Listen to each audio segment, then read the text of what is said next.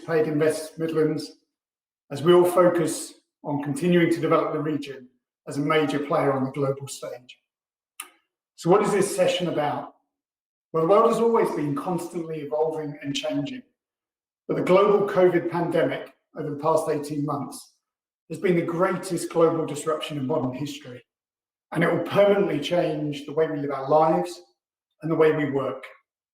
But beyond COVID, we have a number of other disruptive forces impacting the Midlands and the wider UK and global economies, those being trade, technology, climate change, and trust.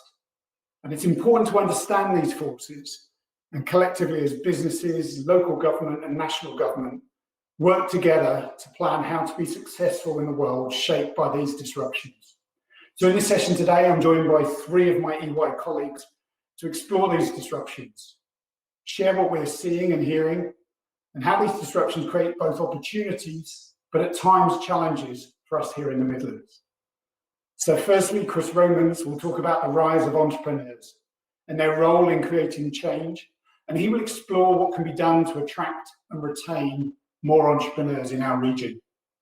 Secondly, Silvia Rindone will talk about changing consumer behaviours and what we should think about to best position ourselves to benefit from these changes. And finally, Dave Borland will talk about the disruption from the transition to electric vehicles. With the Midlands being the heartlands of automotive here in the UK, ensuring we remain at the forefront of this change will be vitally important. And as Dave will talk about, this disruption will also have much wider implications beyond the automotive industry. And at the end, I'll draw you again to draw the session to a close. So without further ado, over to Chris.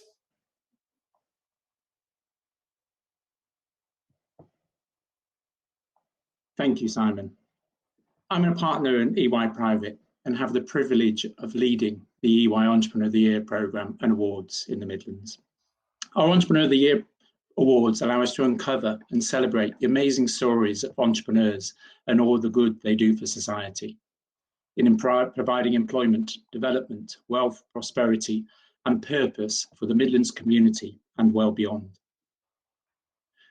We also hope that sharing great stories will inspire a generation of entrepreneurs. Ben Francis is just one such entrepreneur whose story of starting his Gymshark business from his garage while delivering pizzas part-time to becoming a world-leading brand in just 8 years might inspire many more young people that anything is possible through hard work and determination.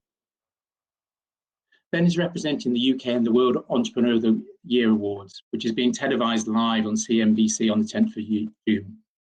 The US lead the world in nurturing and celebrating entrepreneurs. It would be fantastic to have one of the best entrepreneurs in the world for Bromsgrove. Entrepreneurs and entrepreneurial thinking will be key to the Midlands post-COVID recovery. So what makes a great entrepreneur? One of our Entrepreneur of the Year judges, serial entrepreneur and passionate Midlands and inclusion champion Joel Blake, summed this up so succinctly. They are rebels, innovators and outliers who see opportunity in every challenge. They also live and breathe their business, know their industry, their customers, their people. They have a passion, are brave, visionary, agile, and have a determination to succeed. Entrepreneurs are also not afraid to fail. They fail fast and learn quick.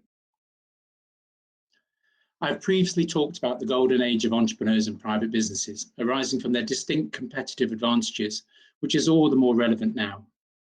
They are driven by their purpose and values. ESG has always been in their personal, not just corporate values, attracting the best talent and customers alike.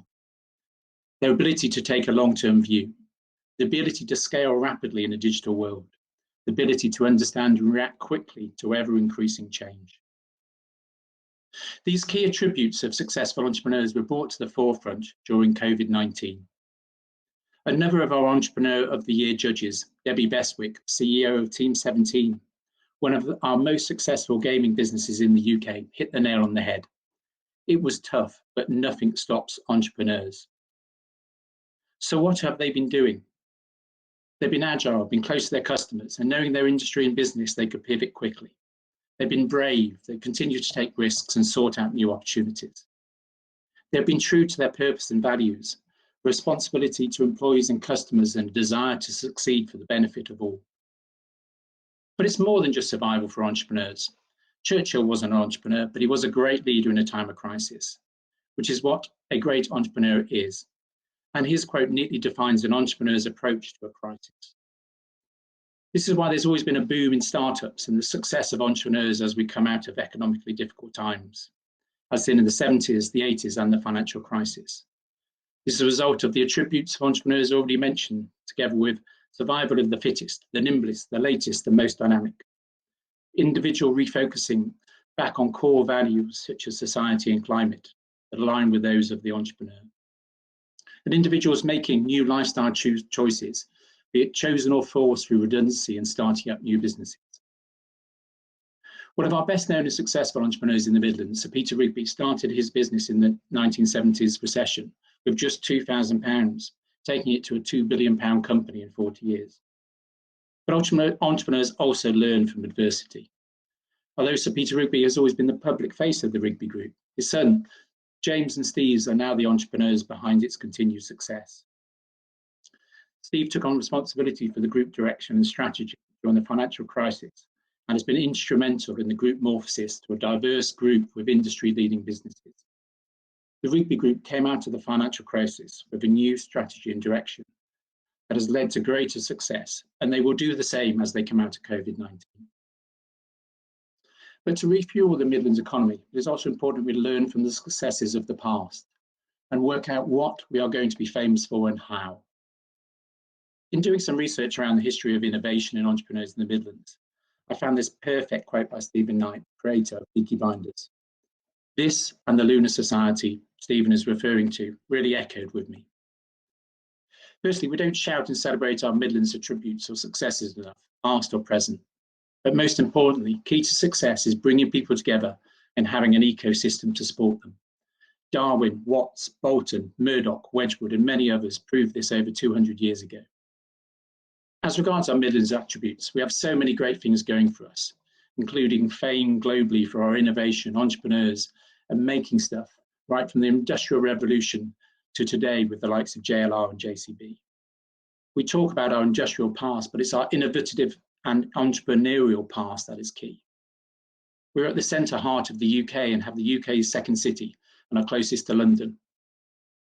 We have a young, diverse, and vibrant population. We are leading in automotive and advanced manufacturing that could drive the e-mobility agenda on a global basis. And David will cover more on this opportunity in his presentation. We have the strongest creative sector outside London, a leading UK financial sector, a fast-growing bio and health sector, and pockets of amazing technology businesses, and of course, Peaky Blinders and Ozzy Osbourne. Accordingly, we should challenge ourselves to think big and be a leader again on a global stage. Based on my discussions with entrepreneurs, we should look to rebuild our pride in our great towns and cities and what they have achieved. Decide on our chosen fields, what we want to be most famous for, and do it, be it e-mobility, the creative sector, tech. Be the region for entrepreneurial innovation again in our chosen fields. As regards our chosen fields, it was great to see the launch of the CBI Seize the Moment campaign on Monday, with one of our most successful Midlands entrepreneurs, Dr. Nick Kotecha, representing the Midlands at the launch. The key element for me was the proposal for globally leading clusters in our regions and nations to develop coalitions that can scale up economic clusters around the country and write the playbook for how to build distinctive regional and national comparative advantage. So bringing all this together, how can we support entrepreneurs in fueling our recovery? I believe we should learn from the Lunar Society and the change and betterment they created both in the Midlands and far beyond. We should celebrate, cherish and support our entrepreneurs, innovators, rebels, visionaries, past and present. We should identify what we want to be famous for in the Midlands and invest in it, scale up clusters and ecosystems within these chosen fields. These will bring together people from different backgrounds and specialisms with a common aim to make a difference. We should enable and empower entrepreneurs to help us shape a better future for all. The Lunar Society saw the Industrial Revolution as an opportunity to do the greatest good for the greatest number of people. They believed everybody could benefit from a more enlightened society brought about by the sharing and application of brilliant ideas. They wanted ordinary people to be given the opportunity to flourish as entrepreneurs. Their debates brought together philosophers, art, science, and commerce, as well as debating and discovering. They built canals and factories, managed world-class businesses, and changed the face of the Midlands. And Per Stephen invented the modern world. Can we create a Lunar Society 2.0 to change the face of the Midlands again? And could we be the region the globe looks to for the enlightenment and betterment through playing a leading role in the new sustainable industrial revolution? Prior to handing over to Silvia to consider the key trends from EY's Future Consumer Index, I want to close with a quote from one of our youngest and brightest Midlands e-commerce entrepreneurs, Ben Francis. I think we're going to be looking to entrepreneurs to lead the way, to redefine the future in this new world. Let's support our entrepreneurs to be the disruptors and to do just that. Thank you for listening, and I would now like to pass over to Silvia.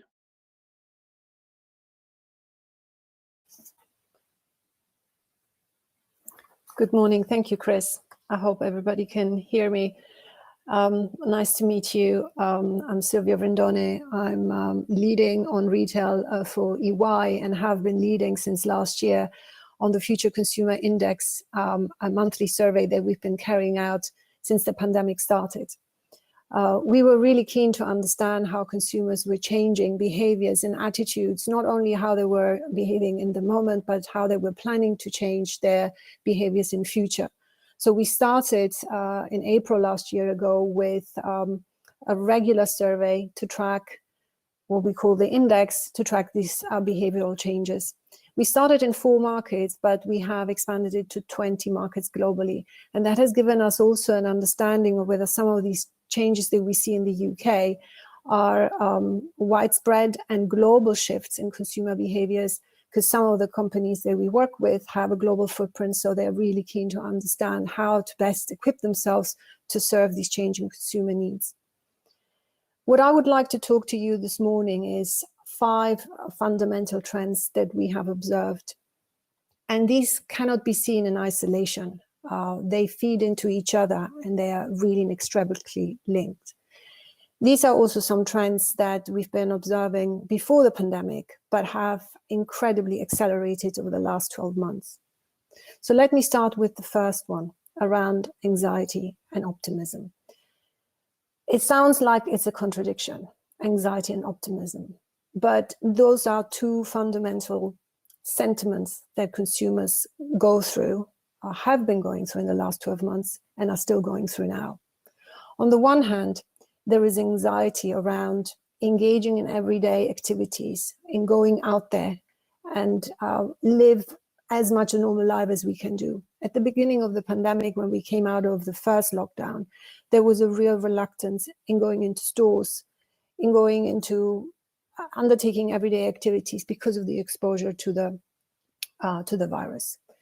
So that had quite profound implications on the way business owners, like retailers, especially those in essential retail and non-essential retail, the costs that had to be incurred to provide a safe and a healthy environment for shoppers to come back into stores have added quite a substantial amount of cost to the operations of running stores.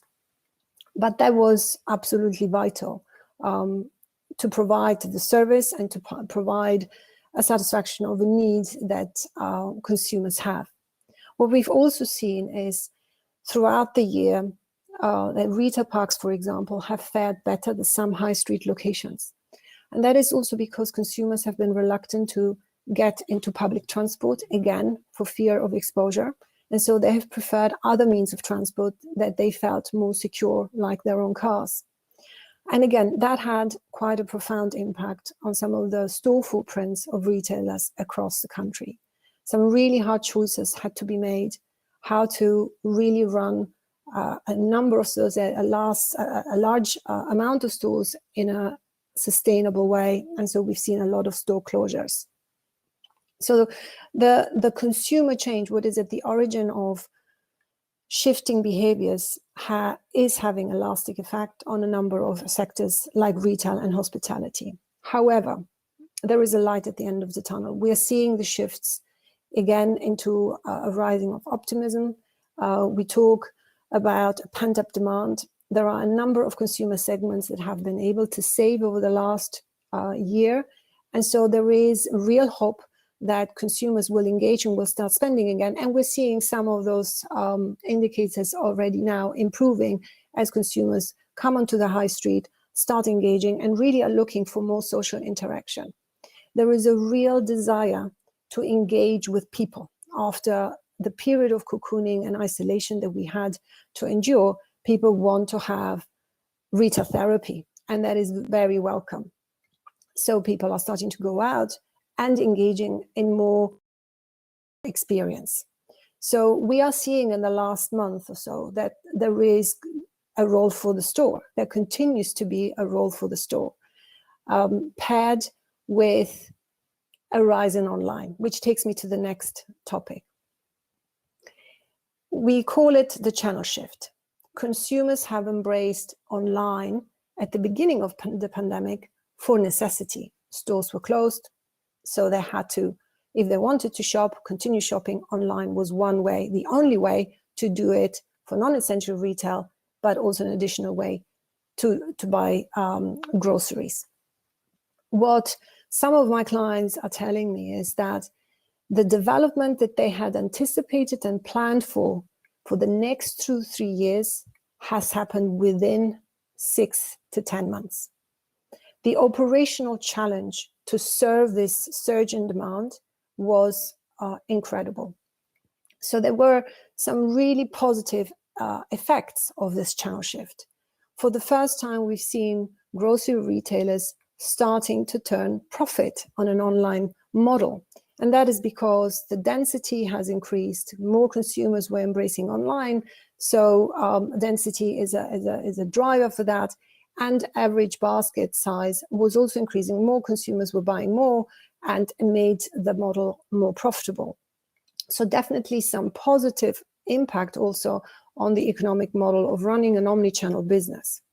Also, what we have seen is, as Chris was saying before, a lot of opportunities for innovation. We are seeing the emergence of platform retailers. So these are retailers that are offering their own infrastructure and their platform to other retailers that cannot afford to build their online capability.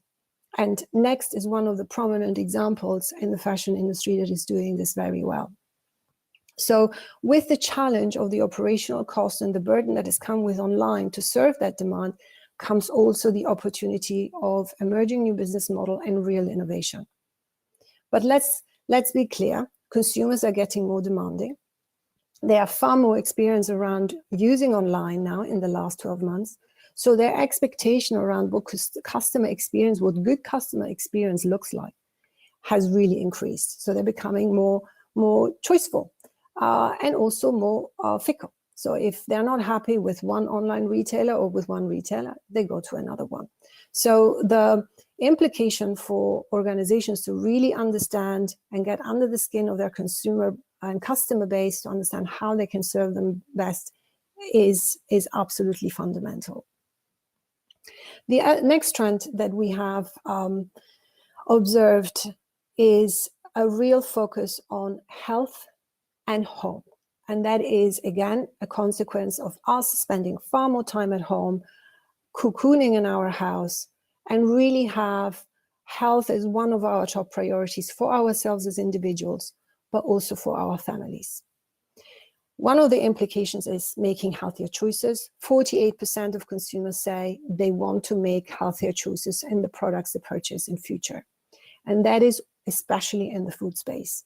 And we have seen how retailers have responded to that. We see more healthy ranges in the stores. There has been a real drive in re-evaluating the categories and the category strategies to really understand what consumers need now and what they want to really address their healthier needs. The home centricity has also had some interesting impact on people spending more and making their homes better. They're spending in furniture, they're spending in high ticket items, which at the beginning of the pandemic, they were obviously reluctant to do. But now we're seeing this element of pent-up demand really have an implication of people embracing the refurbishment of their home. But staying fit and being healthy at home is also driving innovation around in-home fitness. So we see a number of different devices coming to the market where people are starting to have their home gym or their home gym kits. And again, you can see how a shifting in consumer behavior is fueling innovation in some of the segments and some of the subsectors. All of this is also combined with a real sense of understanding pricing and purpose, which takes me to the next topic.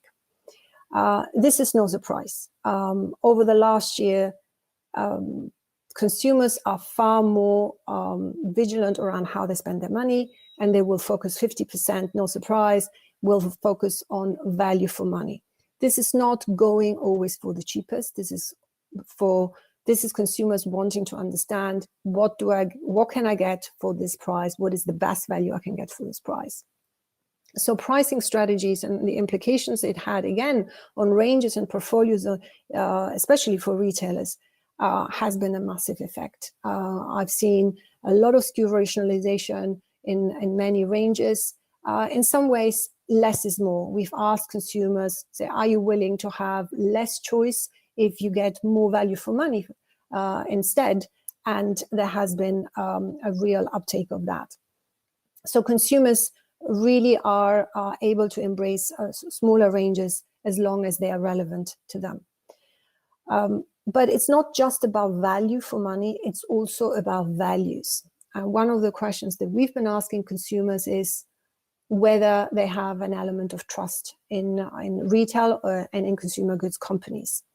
And what we have seen is, which again is something that has changed over the past 12 months, is that at the beginning of the pandemic, there was a relatively low level of trust in corporates because of the insecurity of the entire situation. As companies started to embrace a stronger communication and making clear how they were facing into the health and safety challenges of their businesses, that has increased the element of trust of consumers. And consumers say, if I trust an organization, I'm more willing and more likely to buy with that organization. So values and purpose is one of the aspects that is really going to drive also the growth of organizations, which takes me to one very big value that is emerging. Sustainability has been around for a while, but based on what we are seeing, the responses of consumers, we are actually right at the beginning of this. There is still a lot of education required to really understand what does sustainability mean for corporates and what does it mean for individuals. It is growing in importance for consumers. There is no question. But what we see is this say and do divide. If you ask consumers, is sustainability important for you? Yes, it is. But are you willing to pay more for sustainable goods? Not really. Not yet. So consumers say, yes, corporates have to take their responsibility. They play an important role in the environment and they have to take responsibility of the social impact that they have in their community. But am I willing to pay for products that are sustainable? Some consumer segments say yes. The large majority are still hesitant. And there is a real need to educate consumers in what organizations do and how it impacts and what it means for them individually and for their families. So we have seen on the online side, for example, one of the implications of online is far more trucks on the road, far more delivery drivers on the road, fulfilling the demand of online. So consumers are embracing a model around online that is really difficult to run in a sustainable way. And retailers have started to look at that by, for example, driving the electrification of their fleets so that their carbon footprint and their sustainability agenda can be pursued whilst they respond to their online shift and the channel shift that consumers are asking for. So it is a real balancing act that we are seeing in the industry that needs to be helped. But as I said, I think we are right at the start of this, and there is more to come. I would like to hand over to David, who is going to actually talk about the intersection of sustainability and online in a specific sector, and to go into more detail. Thank you. Okay, thank you, Silvia, and thank you, Chris, as well. There are several themes that both Chris and Silvia talked through that are 100% relevant to the automotive industry. And as Simon said right at the beginning of the session, the Midlands is the homeland for the automotive industry in the UK, so very, very relevant for this group. Just before I make a start, I just wanted to say it's a pleasure to be here, and you may have picked up already, I've got a little bit of a Brummie twang. I'm actually from Birmingham originally, born and raised in Birmingham. I studied in the Midlands. I spent several years working in the automotive industry in the Midlands. So it's a real pleasure to be back here today talking to this group that is trying to drive the economic development for the region. And we want to do everything we possibly can to help that. So I'll talk about eMobility and the move to electrification. But before I do that, I think it's important just to level set where the industry is at the moment and what the impact of COVID has been. So there are a few areas which have really been impacted over the recent years. So the first one would be on supply. So this is in terms of the manufacturing. So if I just use a global number, on a global basis, there were roughly 90 million cars sold in 2019 before the pandemic, 90 million on a global basis. The manufacturing to provide those vehicles, the capacity was about 140 million. So there was excess capacity of 50 million vehicles globally. So that clearly drives cost and complexity into business. And that's why we're seeing a lot of consolidation within the industry, and we'll continue to see that going forwards. What's been a real challenge through the pandemic as well has obviously been with the plants and the factories closing, restarting, having COVID impacts and having to reclose or stop shifts. So the supply has really been impacted.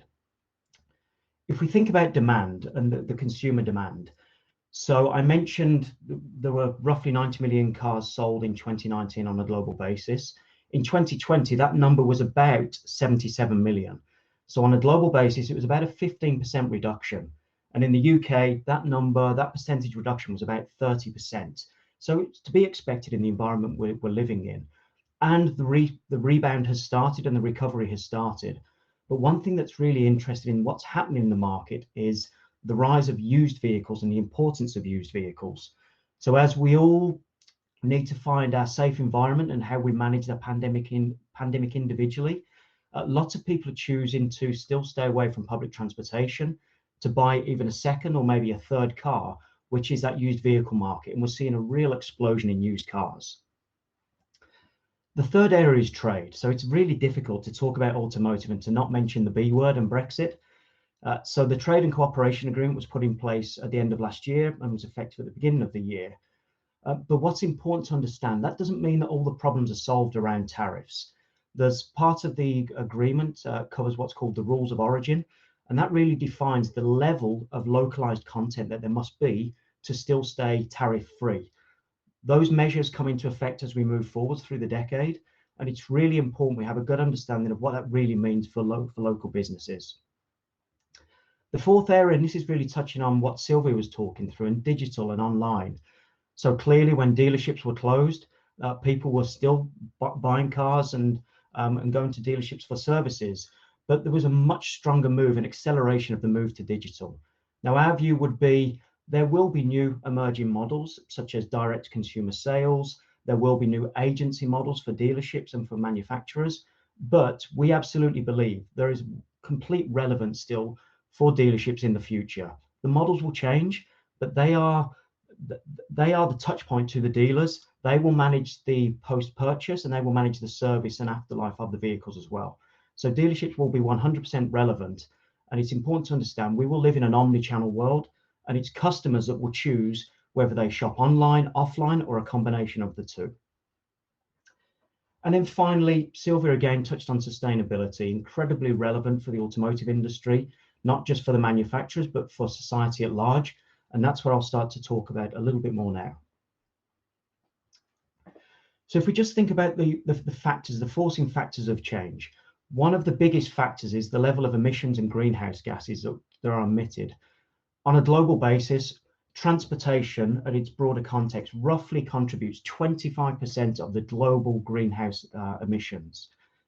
25%, and of that 25%, the majority is caused by road transportation. So that's passenger cars, it's commercial vehicles and trucks. And then the remainder is covered by other forms of transportation, so whether that's shipping, rail, or air. So if we can make a reduction on the emissions from road transportation, we can make a massive contribution to the world achieving its net zero targets. Now, those targets are not easy. If you look at the graph on the right-hand side, you'll see the red line is where we've come from for the last 30 years or so in terms of the global emissions, and the green line is the target to meet the Paris agreements. It needs a 10% year-on-year reduction to achieve those targets. That is incredibly significant and a big, big change for us all to work through. So what action is being taken? So there's a huge amount of action being taken within the industry.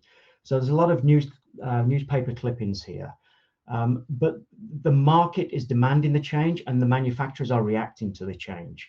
I'll call out just a couple of themes here. The first theme in terms of what is happening in the marketplace. So I mentioned that last year on a global basis, there was a 15% reduction in passenger car sales.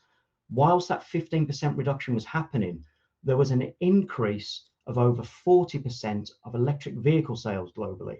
So a 15% reduction overall and a 40% plus increase on electric vehicles. So the transition is accelerating. One of the markets that's held up as a poster child for this, for the transition, is Norway. So within March of this year, Norway sold, it's the market share of electric vehicles, so pure battery vehicles and plug-in hybrid vehicles. In Norway, the market share was over 80% in the month of March.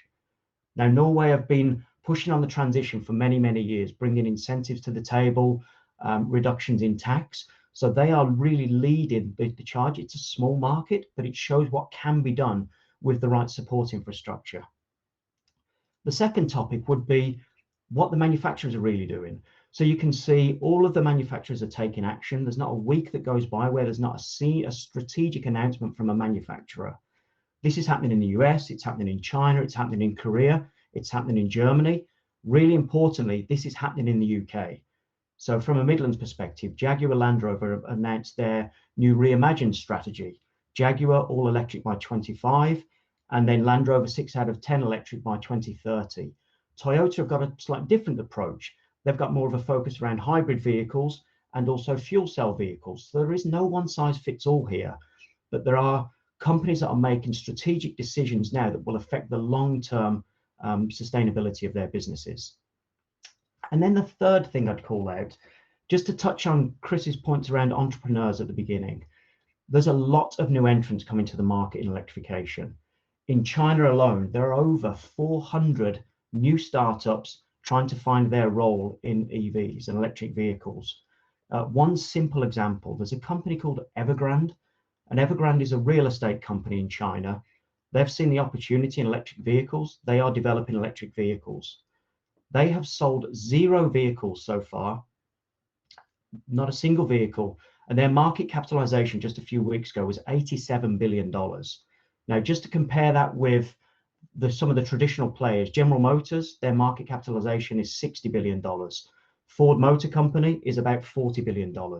So the market is demanding, embracing, and supporting the transition. So the manufacturers are playing their part, but what's really important to understand is it's great having the vehicles on the road, but there's lots more that needs to come together as well.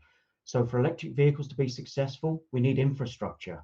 Now it's starting, but it's very complex and it's very fragmented. So the utility companies and the charge point operators need to provide the infrastructure. They need to transition to renewable forms of energy as well. How does this all get financed? How does this work with sustainable finance? Government regulation? There's a melting pot of players that need to come together within this to drive the change. And ultimately, we feel we need to put the customers at the center and bring the ecosystem together. And then finally, what does it mean a little bit more tangibly? So we've seen that the volume of passenger car sales has dropped. It will recover. What's clearly going to happen is that combustion engine vehicles will reduce over time, and the components of those vehicles will also reduce. So whether it's the engines, whether it's the exhaust systems, clearly there's going to be a decline. But I think I'd say three things. One would be there are 35 million vehicles roughly in the UK today on the road today. We sold 1.6 million vehicles last year, 2.3 million vehicles in the year before. Let's just say roughly 2 million vehicles on an annual basis. To flush out those 35 million vehicles with new electric vehicles is going to take decades. So component providers absolutely have longevity in the marketplace if you're producing combustion components. The second point would be, that said, there's still an opportunity here to pivot to the new world of electrification. So how could you transition to new technologies, new products, whether that's power electronics, whether it's the motors, whether it's the batteries. And so the battery economy is absolutely growing at scale. New gigafactories, new battery industrialization centers coming to the market. These are the new opportunity areas. And the third and final thing I'd say is that there's an opportunity here as well. What we've seen through the pandemic is the need to reshore supply chain. And with some of the new technologies and some of the new products, like the batteries coming to the marketplace, there's a need to have much more localized supply chains. So that again changes some of what's been happening in the industry over the recent decades and gives an opportunity for companies in the Midlands. So I think my final thought would be, it's not really about the market diminishing, it's about the market changing and what role are we all going to play in that market going forwards. And now I'll hand back over to Simon.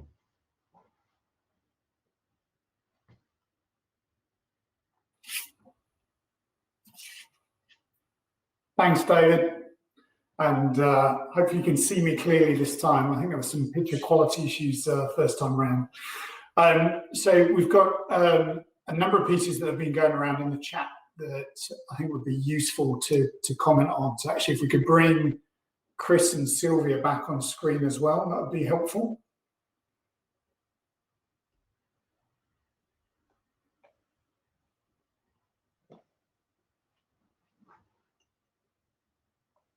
Hopefully we're going to get Silvia back.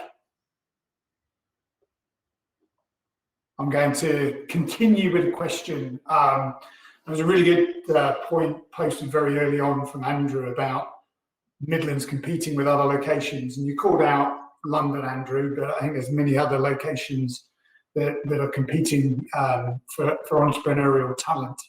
And Chris, I'm going to come to you very shortly for your view. But the one for me on this, Andrew, is about shouting and celebrating what we have here in the Midlands. I think at times we don't share what we have and sell the benefits to those wider, which perhaps other places have done, and that's attracted people to, like moths to the flame, to quote yourself, to be attracted to those other locations. So I think it's important. Days like today are important, and then how do we share that thinking and beyond about what we have in terms of enabling companies to thrive. And Chris, did you have any further thoughts that you wanted to share on that question? Yeah, no, I think you're right. It's about celebrating, getting our mojo back. We saw it in Birmingham as, over the last 10 or 20 years, got our mojo back. People come to Birmingham, realise it's a brilliant city. The Midlands is a great region. We are seeing, as Lucy kind of put in the responses, she's worked in London, she loves it in the Midlands now. We just need to attract more people with the great things that we've got in our region. Shout about it, advertise it. Yeah, it's important to do. And I wanted to pick up as well on a point that Tracy Davenport posted in the chat. That's really about the quality and diversity of talent we have here in the Midlands, both through our universities and then into the organisations and businesses that thrive here. And I think it's really incumbent upon all of us to join together. So we've all got programs that we're focused on in our business around improving the quality and really harnessing that diversity. But I think we need to go beyond each of our own organisations to work as a Midlands collective around making sure we achieve our goals in those areas, and that we really do access that talent, and there's a benefit for all. So I'm conscious of time. So firstly, a big thank you to Chris, Silvia, and David for their thoughts, and for those of you who've posted in the chat. I'm sure that there will be a number of points today that we all want to engage on, having to do that virtually because of the situation we find ourselves in. I hope that's left you a lot of food for thought in terms of those areas, and I know there are a number of sessions on the great agenda today that will come back. And final thought really from us, we have a fantastic region here, and I think it's incumbent upon all of us to join together to deliver that success for all. So that's it from us. I look forward to interacting with you throughout the rest of the day, and take care. Bye-bye.